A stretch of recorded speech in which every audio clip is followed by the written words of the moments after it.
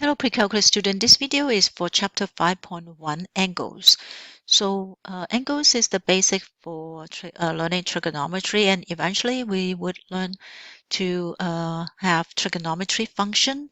So the angle is the input to the trigonometry function. So what is the definition of an angle?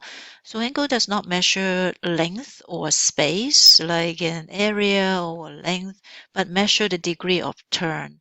So when you have two ray has one direction, and if they have a common vertex joined together, the space between them can be measured as in angle. So if we want to know how much it turns to get from one ray to the other, the amount of turn, the degree of turn, that's why we call it degree, is called an angle. An angle used to so they go from one ray to the other. They must have a common vertex. And the letters to represent the measure of an angle is theta. The unit of an angle is, or you can use phi, alpha, beta, or gamma. But theta is the most common one to write it. You write it's like a circle and then come back to the middle and turn like that. That's called theta. In space, you can write an angle in any position. For example, you can draw it this way, right? There's no distinction as which ray is the first one, so long as you're measuring the turn between the two ray. You can write it this, right? That's an angle. So in geometry, we study angle that way. In space, they could be drawn anyway. But if we want to use it to construct a trigonometry function, angle needs to be drawn in a standard position. We call it standard position, meaning the two ray has their own method of drawing. The initial we will have one of the ray has to be the initial side, and it's always on the x-axis, the positive side of the x-axis. The other ray is called the terminal side, and the angle is turning from the initial to the terminal side. Unlike in the past, we just interested how big the turn is between them, so we don't. It is always positive. Now we can, if we have direction of turn, we can define positive angle as from turning from the initial side to the terminal side in a counterclockwise direction. So this would be a positive angle, right? So if the angle is, for example, the terminal side is in the first quadrant, the initial side is always here. So this would be a positive angle, positive theta.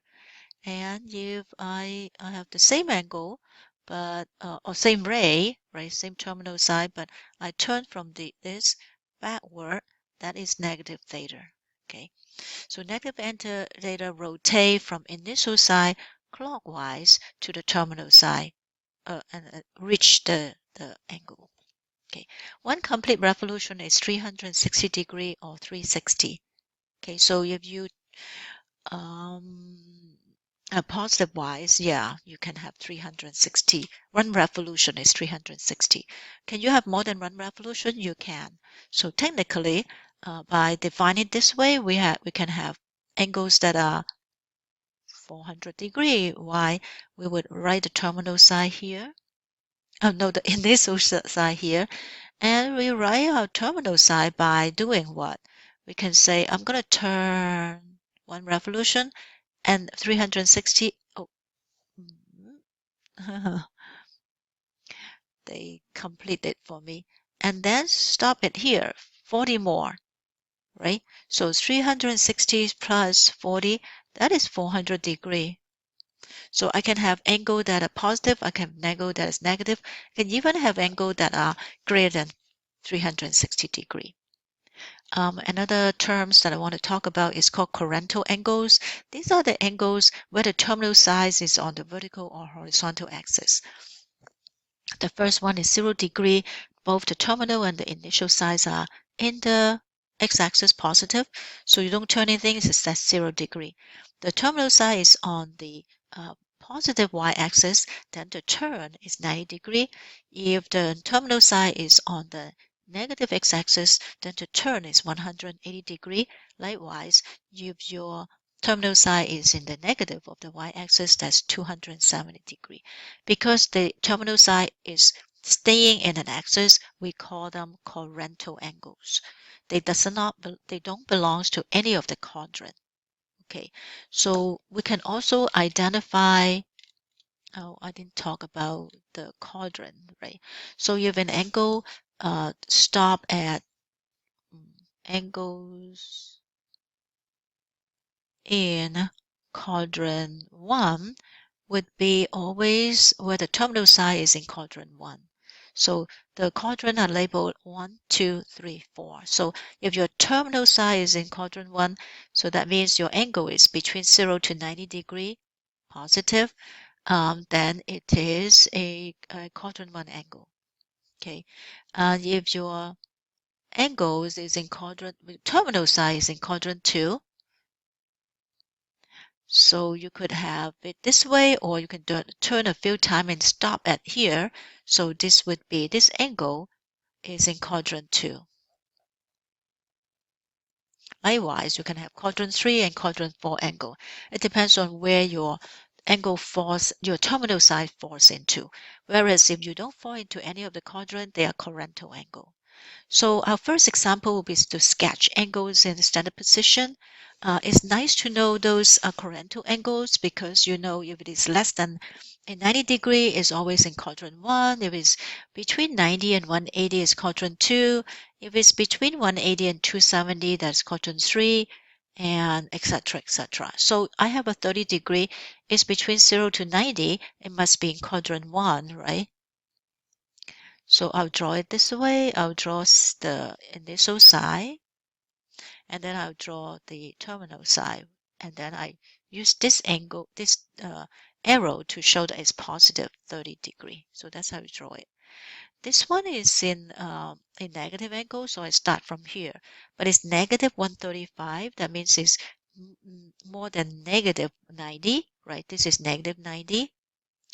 And then negative 180 is here. So you can think of, yeah, you can also have negative, right?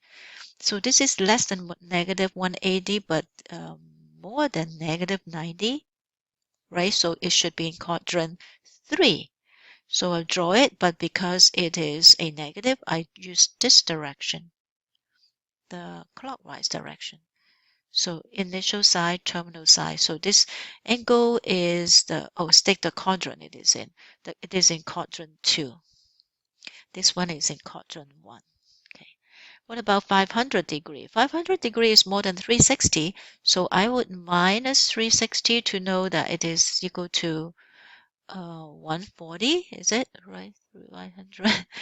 Okay. So and then I know that I need to do one revolution, and it's positive. So I drew my terminal initial side, and then I get 360 and then 140. Where is 140? 140 is in quadrant 2, right? So this is 140. So I would do a small 360 all the way back, and then do a 140. So that would be 500 degree. And what quadrant is it in? It's in quadrant. Oh, this is not quadrant 2. This is quadrant 3. I'm really sorry. 1, 2, 3, 4. This one is in quadrant 2. Okay. It's important to know what quadrants it falls into. So in the next video, we'll talk about radian measure of an angle. Instead of using degree, we can also measure angle in another units called radian.